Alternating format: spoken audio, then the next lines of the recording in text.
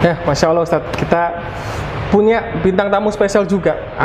Antum bintang tamu spesialnya kesempatan ini. Yang kedua, antum.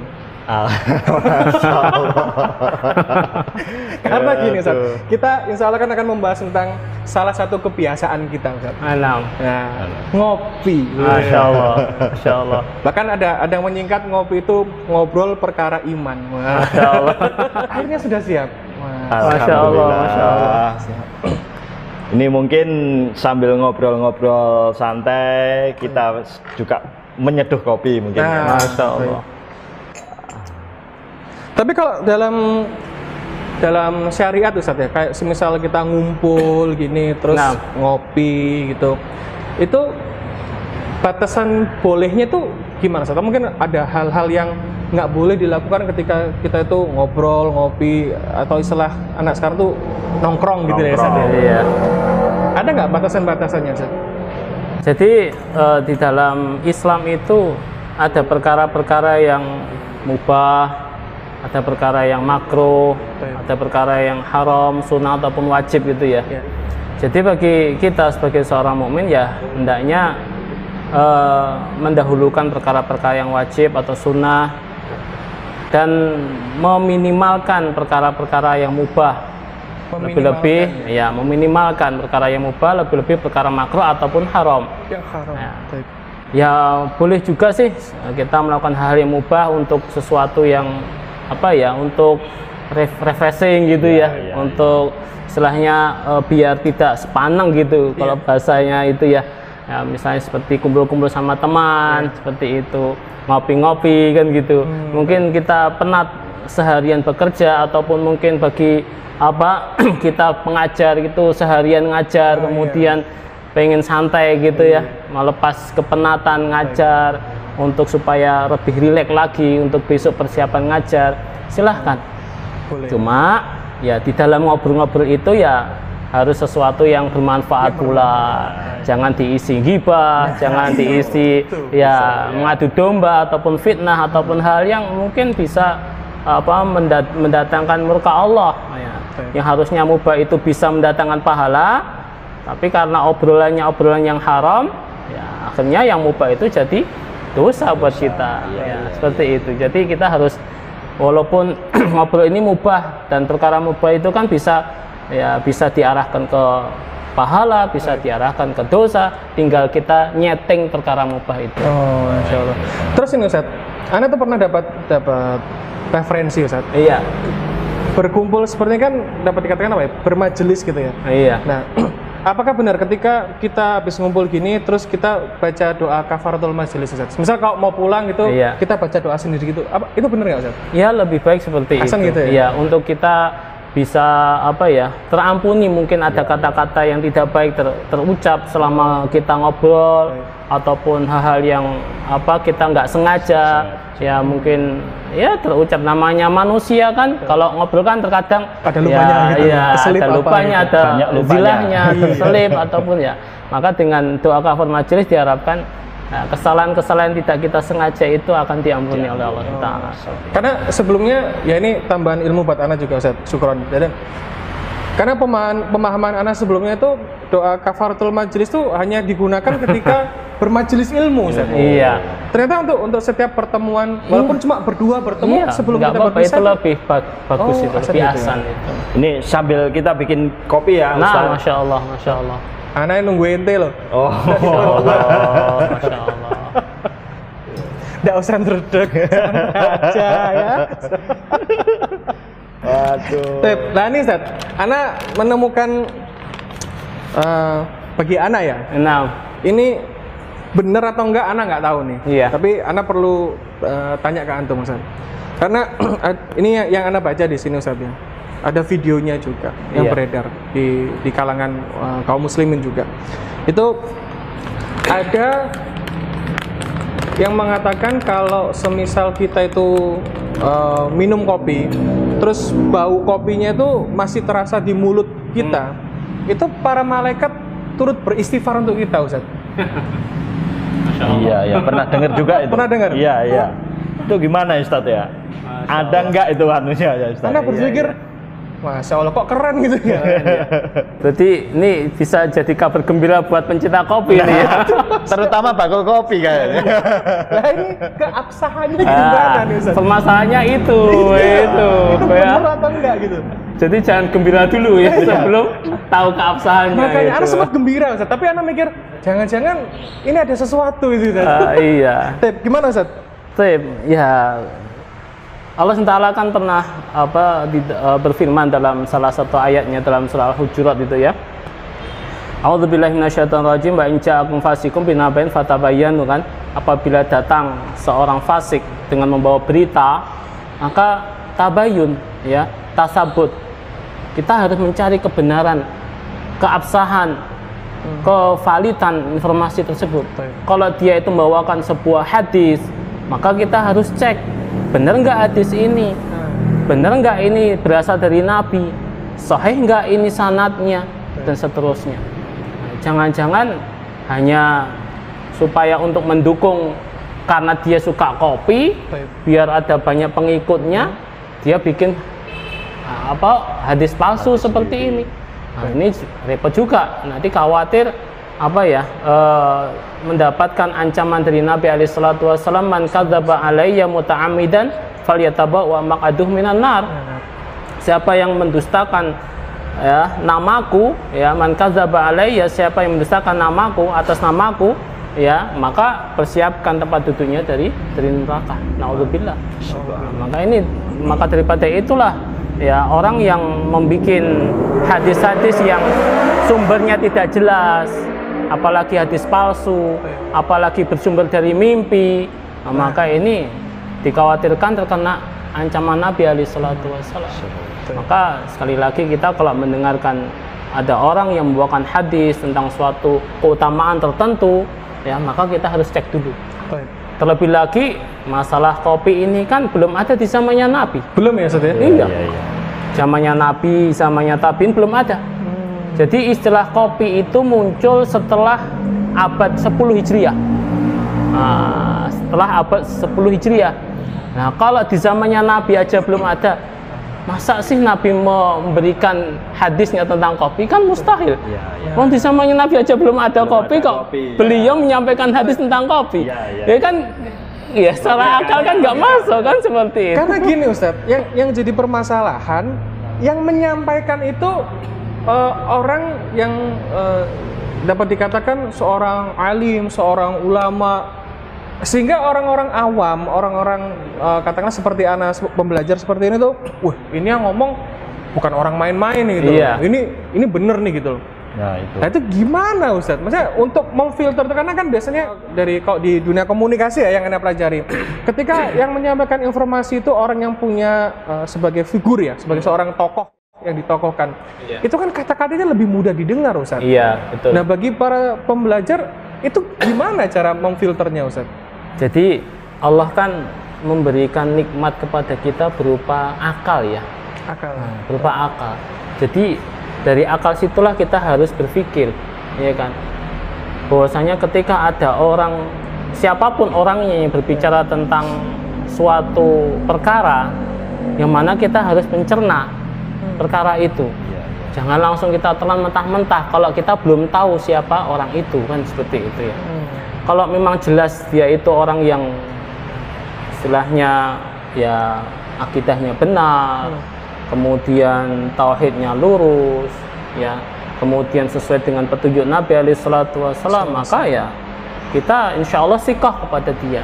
Tapi ketika ya kita dapati, ya mohon maaf kita belum kenal dengan orang ini, kemudian dia berbicara tentang keutamaan suatu perkara, maka kita harus mencerna dulu perkataannya ini. Ya.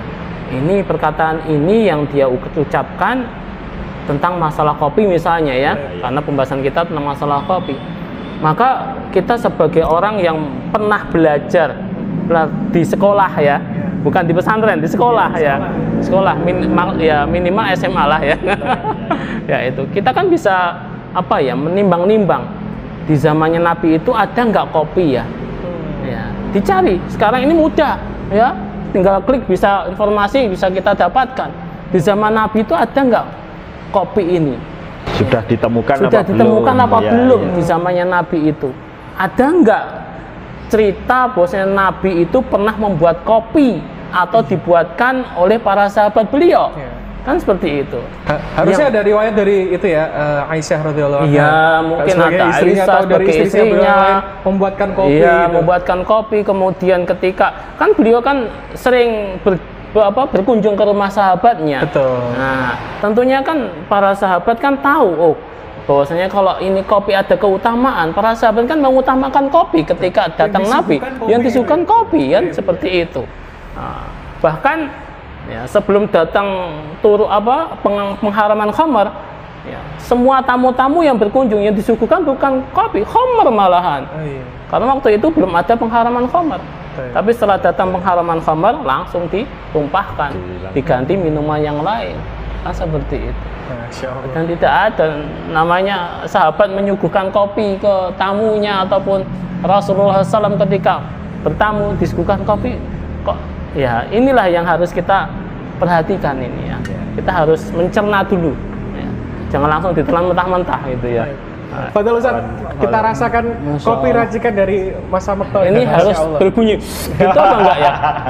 Sebenarnya iya, itu jadi dia istilahnya dijadikan butir terkecil Ustaz. Jadi istilahnya biar langsung butiran-butiran itu terasa di mulut. semua mulut gitu. Jadi kan dia akan di mulut itu ada yang di lidah itu ada untuk perasa pahit, manis lah. Begitu kita istilah susrup ya, Seruput. gitu, kita serut gitu, itu dia akan jadi butiran-butiran kecil. Masya Akhirnya Allah. semua bisa terasa gitu. Masya Allah.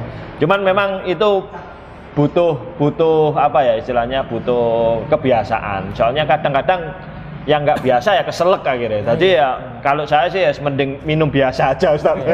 Minum kopi aja ada ilmunya ya. Ada, apalagi agama Ustaz ya. Masya Allah, Masya Allah. Bismillah. Oke, Ustaz. Masya Allah, Masya Allah.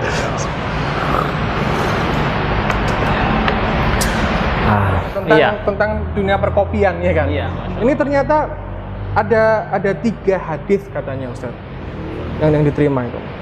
Yang pertama aja udah, Ya. ya kan? Ini yang kedua Ustaz. Iya. Jadi anak-anak bacaan gini.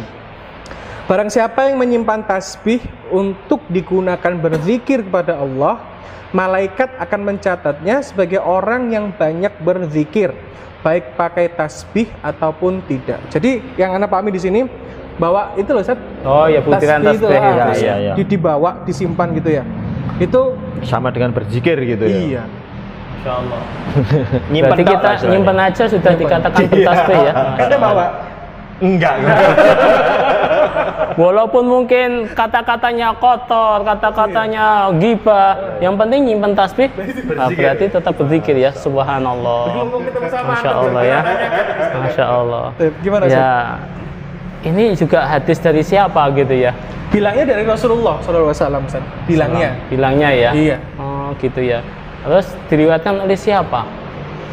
Nggak ada ya Nggak Ustaz. ada ya. Masya Allah. Karena ini dia bertemu dengan Nabi Muhammad SAW dalam keadaan terjaga Ustaz. Masya Allah. Dalam keadaan terjaga. Dalam keadaan terjaga. Allahu Akbar gitu ya. Terus Abu Bakar ketemu aja sama- nggak pernah loh ketemu sama Nabi. Ketemu sama Rasulullah terus dikasih hadis Ustaz. Masya Allah. Masya Allah. Subhanallah. Berarti lebih mulia dia ya daripada Abu Bakar ya. Padahal Ya, gimana ya? Abu Bakar aja enggak pernah ya. iya, setelah Nabi wafat nggak pernah menemui sahabatnya Abu Bakar, nggak pernah menemui Fatimah, Anaknya, ya. anaknya, nggak pernah menemui Umar. Subhanallah. Kan kalau memang bisa Nabi itu kembali ke dunia, yang lebih pantas yang ditemui kan ya anaknya Fatimah, yang beliau itu bersedih ketika Nabi meninggal dunia seperti itu. Ataupun Abu Bakar yang selalu membantu beliau dalam berdakwah, Umar bin Khattab dan para sahabat-sahabat senior yang lain. Mereka lebih pantas bertemu dengan Nabi.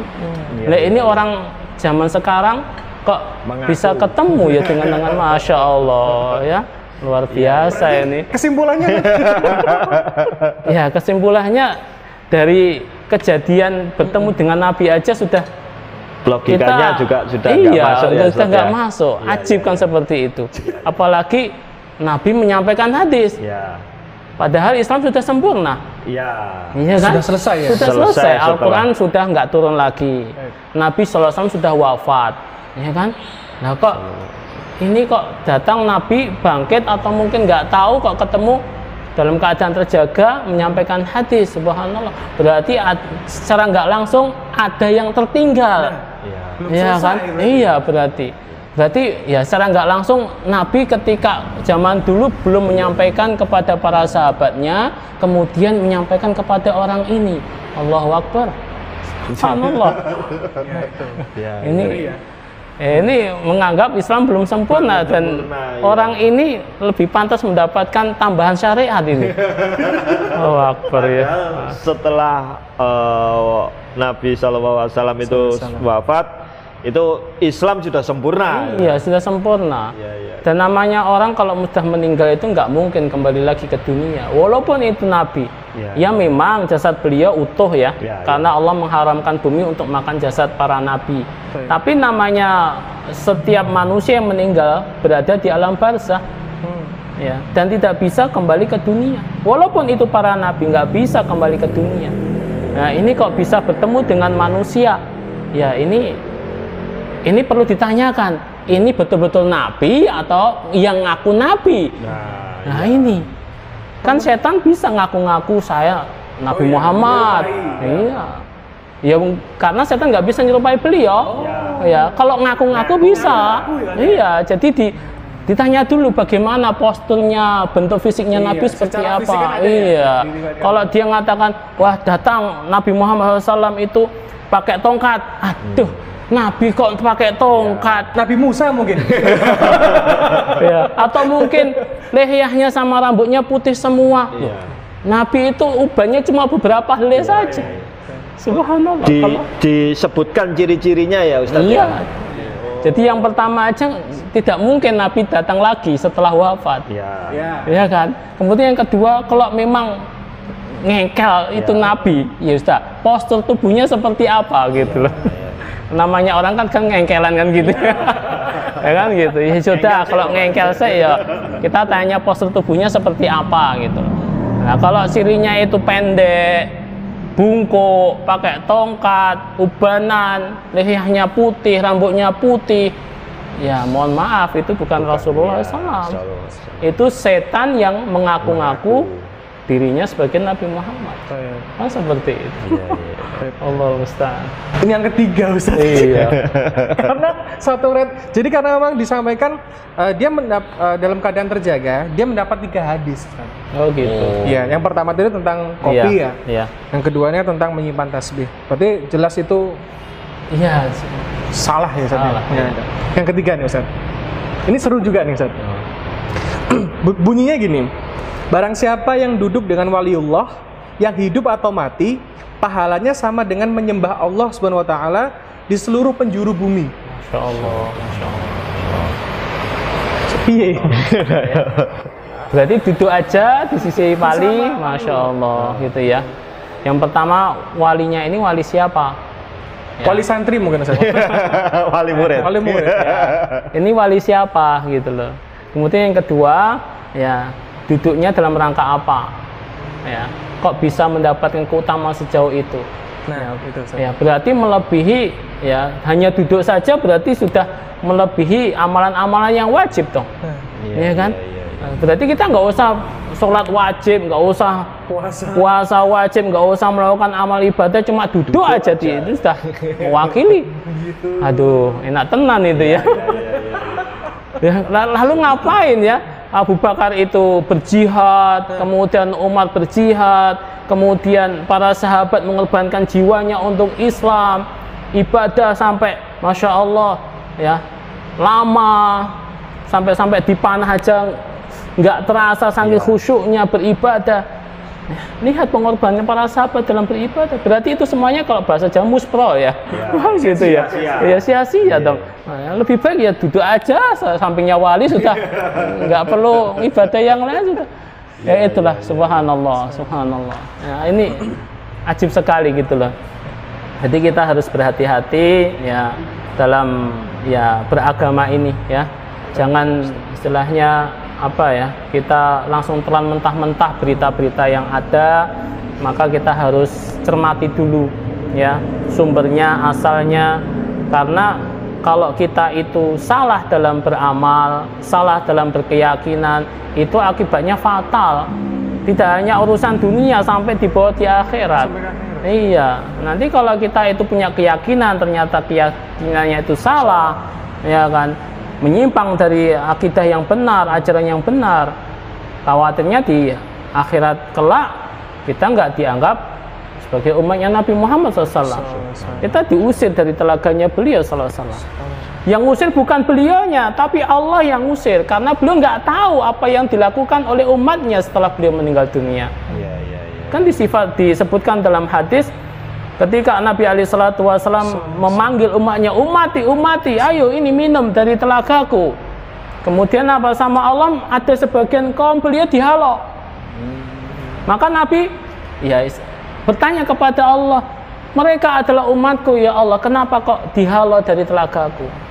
Dikatakan kepada beliau, innaka la tadri ma ahdatsu ba'daka. Sesungguhnya kamu wahai Muhammad SAW tidak mengetahui apa yang mereka perbuat dalam agama ini setelah kamu meninggal dunia. Nah ini. Jadi kalau orang itu membuat acara-acara baru ya, perintah apa, hal-hal yang baru dalam agama seperti ya kopi dapat keutamaan, kemudian ya bawa tasbih itu seperti berzikir, bawa aja berzikir ya, Masya Allah ya, Allahu Akbar ini ya. Kemudian duduk aja sudah mewakili lebih baik daripada sholat dan ibadah kepada Allah ya, subhanallah. Ini berbahaya sekali ini ya. Kita harus hati-hatilah sebagai umat Islam ya. Kita harus mencukupkan diri dengan apa yang ada dalam Al-Quran, apa ada yang dalam hadis, apa yang dicontohkan Nabi SAW kepada kita, itu sudah cukup ya. Yang sudah jelas ya belum banyak kita lakukan loh. Kok yuk nambah-nambah. Senengan nih, nambah istri nggak apa-apa. Semangat. Aduh. Nah, tadi kan terbahas tentang waliullah, Ustadz. Iya. Ya kan? Nah, kalau kriteria seorang muslim ya, Iya. Sehingga label waliullah itu pantas atau layak disematkan, itu ada nggak Ustadz kriterianya? Atau mungkin harus melakukan ritual seperti ini sampai gila jadi waliullah? Apa iso ngambang no, Nah, terus bisa terbang gitu Ustadz. ngambang no banyu. Bisa jalan di atas air gitu Ustadz. Baru dikatakan waliullah. Ada nggak sebenarnya kriteria katakanlah kalau kita ingin menjadi kekasihnya Allah itu gimana Ustadz? Ada nggak kriterianya? Gampang sekali dalam Islam itu ya. Allah Taala berfirman di dalam Al-Quran bahwasanya sesungguhnya wali Allah itu orang-orang yang beriman dan bertakwa. Yang beriman Dan bertakwa itu saja. Itu syaratnya. Siapa yang beriman dan bertakwa itu wali Allah. Sudah. Ya, memang tingkatan kewalian itu sesuai dengan tingkatan iman dan takwa seorang kepada Allah. Ya. Selama dia itu beriman dan bertakwa, dia wali Allah. Kalau imannya ya tipis, ya kewaliannya juga sesuai dengan keimanannya. Ya, kalau takwanya itu tinggi, imannya kuat, ya kewaliannya kepada Allah pun juga tinggi tingkatnya. Sehingga apa? Dengan semakin tingginya kewalian dia kepada Allah, maka Allah berikan karomah. Jadi kita nggak menafikan karomah para wali. Para wali punya karomah, cuma karomah itu datang dengan tiba-tiba, tidak dipelajari. Gitu ya. Nah, sebagian orang ngaku-ngaku punya karomah tapi dengan ritual. Dengan dipelajari, dengan wirid-wirid tertentu, dengan puasa tertentu, dengan hal-hal yang mungkin tidak disunahkan oleh Nabi SAW. Akhirnya punya keajaiban yang dianggap karomah. Nah, itu sebenarnya bukan karomah itu, karena karomah datang dengan tiba-tiba dan datang hanya sekali, tidak bisa terulang kembali. Berulang-ulang gitu nggak bisa. Nggak bisa, karena karomah itu datang dari Allah, ya, tanpa kesadaran orang yang memiliki karomah itu. orangnya nggak sadar, nggak tahu sadar. Ya? Oh. Iya. Jadi tidak muncul dari dirinya. Tiba-tiba dia bisa seperti ini. Dia nggak sadar, loh saya kok. Ya. Dan kita pun ketika kita beriman dan bertakwa, kita juga wali Allah. Ya. Misalnya, kita ambil contoh aja ya. Ada sebuah kecelakaan misalnya ya.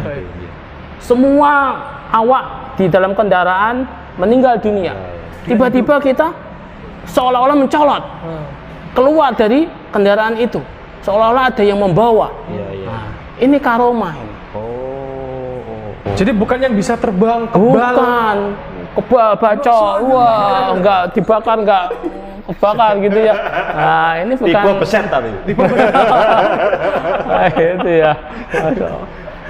Jadi kita tetap menetapkan karomah para wali, cuma ya itu karomah itu tidak dipelajari, tidak disengaja, ya, dan tidak bisa berulang-ulang. Nggak bisa berulang-ulang. Iya.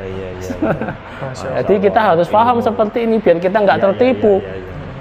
Sehingga setiap orang mengatakan ini karomah, dia punya karomah. Ya, lihat dulu ya.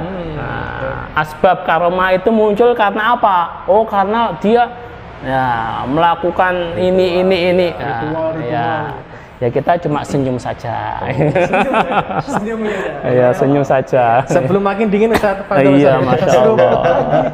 Masya Allah. Alhamdulillah banyak ilmu. Jazakallah khair Ustaz. Jazakallah khair, Ilmunya juga. Ustaz. Semoga Allah memberikan yang terbaik untuk antum. Amin.